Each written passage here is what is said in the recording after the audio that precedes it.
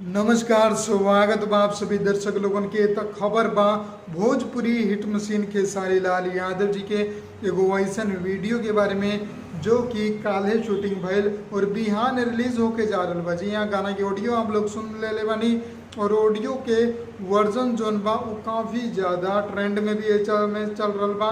कैसे कि वही टॉपिक पर करीब दर्जनों गाना निकल चुकल बा। जी हाँ, बेरोजगारी वाला वो गाना रहे जो ना के नाम रहे रोजे रोजी चाही। जी हाँ, आदि शक्ति फिल्म पर ई गाना के ऑडियो रिलीज हो चुकल बा।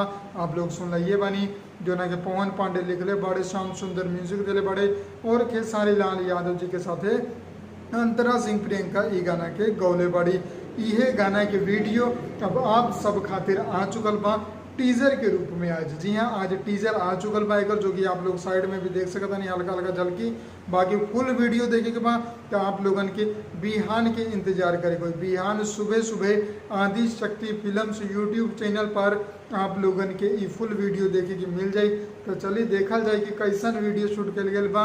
ऑडियो तो बहुत ही मजेदार है, अब बात बा वीडियो के तो वीडियो बिहान सुबह पता चली कि कैसन बा। बाकी ई खबर सुन के आप लोगन के कैसन लगल कमेंट बॉक्स में जरूर बताएं।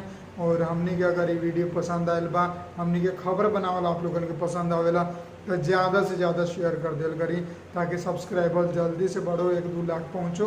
अभी 1000 भी ना पहुँचल बा तो ज़्यादा से ज़्यादा शेयर करी, इस चैनल के सब्सक्राइब कर ली, बेल आइकन दबा दी। मिलम अगला वीडियो में। जय भोजपुरी, प्रणाम।